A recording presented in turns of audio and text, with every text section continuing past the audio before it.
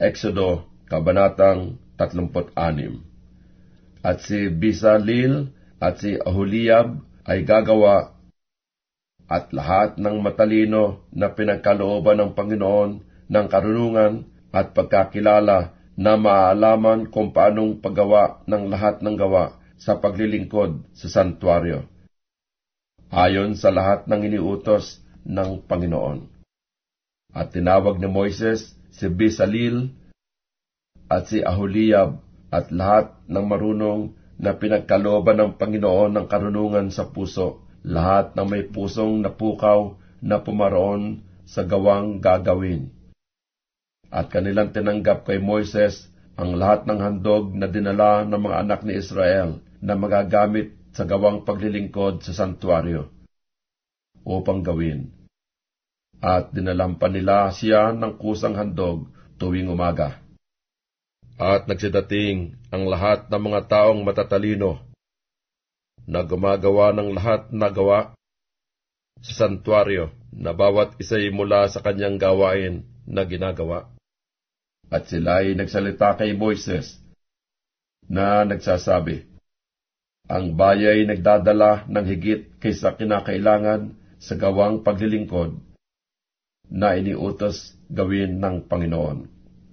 At si Moises ay nagbigay utos at itinanyag nila sa buong kampamento na sinasabi, huwag nang gumawa ang lalaki o ang babae man ng anumang gawang handog sa santuaryo, nanupat sinangsala na ang bayan sa pagdadala, sapagkat ang kagamitan na mayroon sila ay sapat na sa lahat ng gawa na gagawin at higit pa. At lahat ng matatalinong lalaki sa gumagawa ng gawa ay gumawa ng tabernakulo na may 10 tabing, na linong pinili at kayong bughaw at kulay ube, at pula na may kirubin na niyari ng bihasang manggagawa. Ang haba ng bawat tabing ay 28 siko, at ang luwang ng bawat tabing ay 4 siko. Lahat ng tabing ay magkakaisang sukat. At pinapagsugpong na isa't isa ang 5 tabing, at ang ibang 5 tabing ay pinapagsugpong na isa't isa.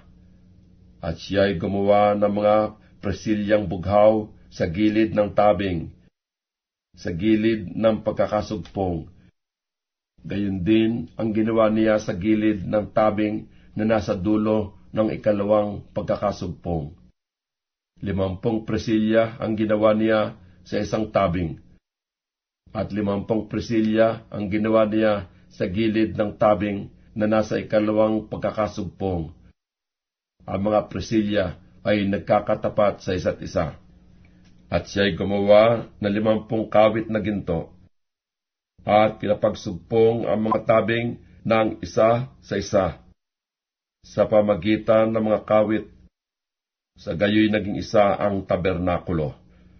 At siya'y gumawa ng mga tabing na balahibo ng mga kambing na mga gamit sa tolda na nasa ibabaw ng tabernakulo. 11 tabing ang ginawa niya. Ang haba ng bawat tabing ay 30 siko, at 4 siko ang luwang ng bawat tabing. Ang 11 tabing ay magkakaisa ng sukat. At kaniyang pinapagsugpong ang 5 tabing, at ang 6 na tabing ay bukod. At siya'y gumawa ng 50 presilya sa gilid ng unang tabing, sa dulo ng pagkakasugpong, at 50 presilya ang ginawa niya sa gilid ng tabing na nasa dulo ng 2 pagkakasugpong. At siya'y gumawa ng 50 kawit na tanso ng papagsugpungin ang tolda upang maging isa. At siya'y gumawa ng isang pantakip sa tolda na balat ng mga tupa na tininang pula, at ng isang takip na balat ng poka sa ibabaw. At siya'y gumawa ng mga tabla para sa tabernakulo na kahoy na akasya na pawang patayo. 10 siko ang haba ng isang tabla, at 1 sikot kalahati ang luwang ng bawat tabla. Bawat tabla'y mayroong 2 mitsa na nagkakasugpong na isa't isa. Gayon ang ginawa niya sa lahat ng tabla ng tabernakulo. At kanyang ginawa ng mga tabla ang tabernakulo, 20 tabla sa tagilirang timugan na dakong timugan. At siya gumawa ng 40 tuntungang pilak sa ilalim ng 20 tabla. 2 tungtungan sa ilalim ng isang tabla na ukol sa kanyang 2 mitsa. At 2 tungtungan sa ilalim ng isang tabla na ukol sa kanyang 2 mitsa.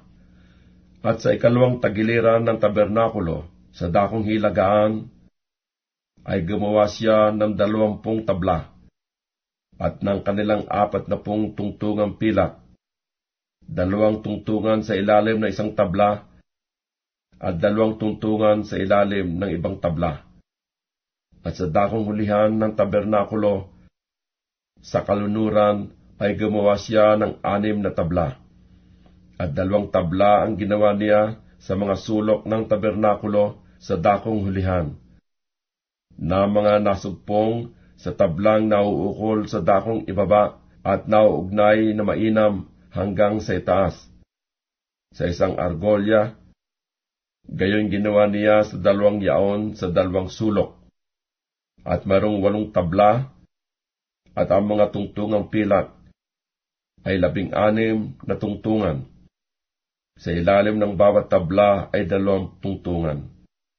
At siya gumawa ng mga barakilan na kahoy na akasya, 5 sa mga tabla ng isang tagiliran ng tabernakulo, at 5 barakilan sa mga tabla ng kabilang tagiliran ng tabernakulo, at 5 barakilan sa mga tabla ng tabernakulo sa dakong hulihan na dakong kalunuran.